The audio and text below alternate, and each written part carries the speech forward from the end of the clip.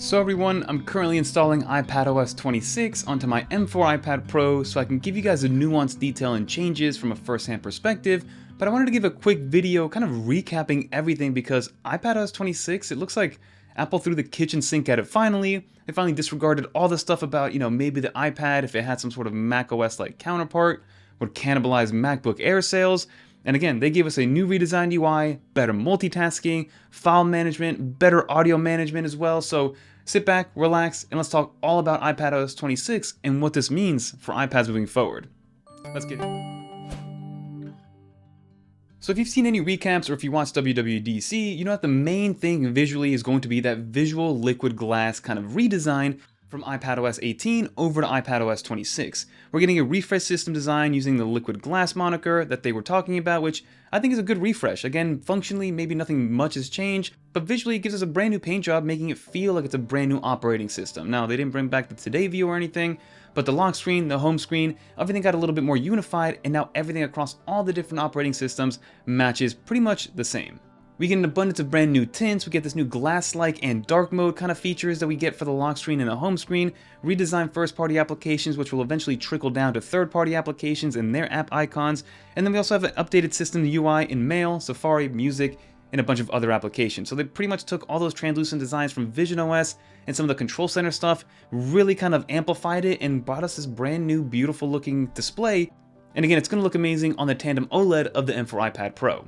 Now, the biggest headline for me is going to be the all-new windowing system. Now, this isn't Stage Manager, this is kind of a supplemental thing to Stage Manager, and Stage Manager hasn't been replaced, it's just been amplified by the new windowing system. So it looks like you can have almost an unlimited amount of windows kind of brought up as opposed to the 4 windows that were brought up with Stage Manager. We get the kind of more macOS-like feel with all the different buttons on the top left-hand corner of the toolbar, which is going to be the close, minimize, and enlarge. You can see there in some of the UI interfaces that it does resemble what macOS is like, but it acts a little bit differently, even though it gives us the same function overall.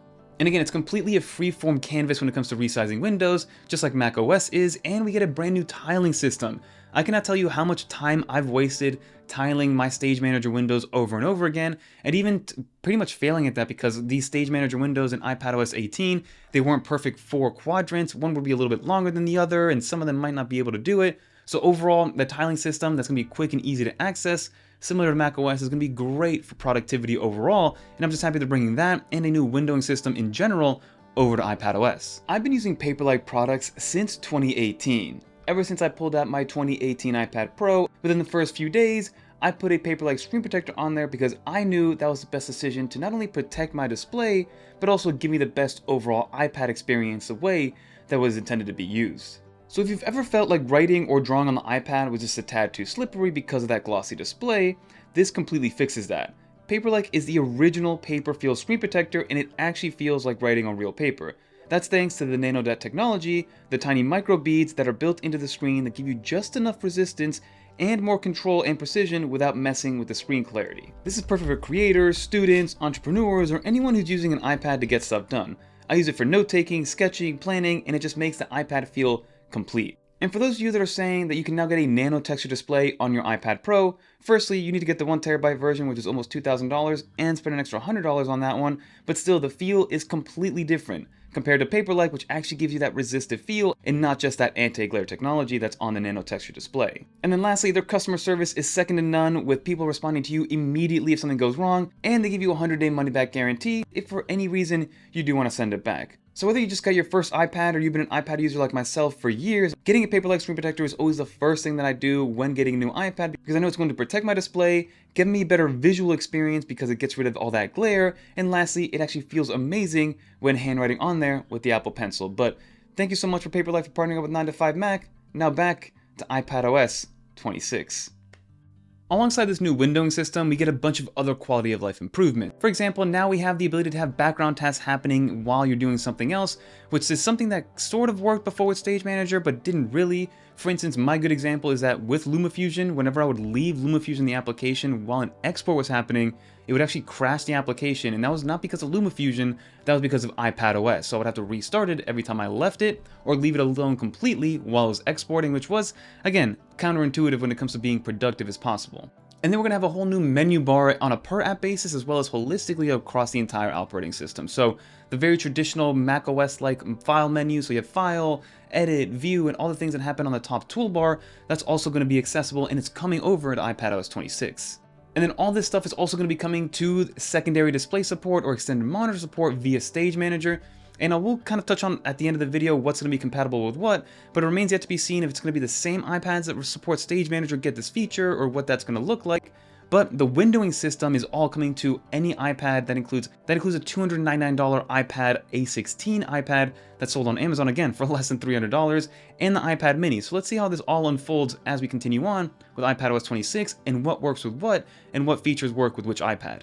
So another huge one that we have here is going to be the file application. I've always said that the iPadOS Files application was a little bit of a miss, especially when compared to its counterpart, the Finders application or the Finder application on macOS. I could never really pinpoint exactly what the issue was with the file app, but it just was very counterintuitive. It wasn't very productivity focused. It was too playful, and it didn't get all the stuff, or at least all the quality of life stuff, and the day-to-day stuff was more tedious on the Files app than it was on the Finder app. So they are bringing some upgrades for better file organization with enhanced list view, custom folder icons, colors, emojis, the ability to bring a folder into the dock for future use and future application use, and being able to set default apps for file types and things like that. So the Files app is getting a lot more powerful and a lot more pro-like, and a lot more efficiencies are happening with the Files application.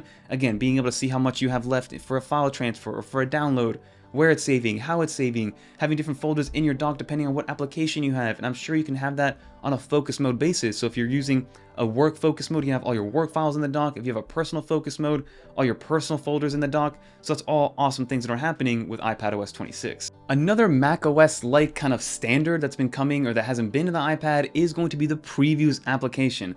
Something as simple as a Previews application that hasn't been on the iPad, especially with pencil support and all the PDF support that it has natively already, is something that should have been a no-brainer early on, but now it is coming with all the different features that come with that Preview application.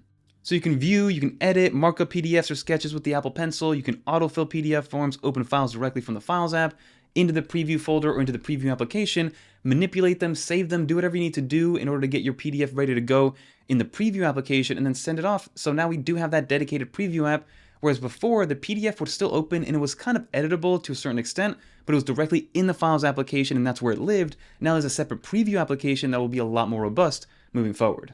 And then similar to what I mentioned earlier with the background tasks, some other quality of life improvements are going to be audio management tools as well as local capture.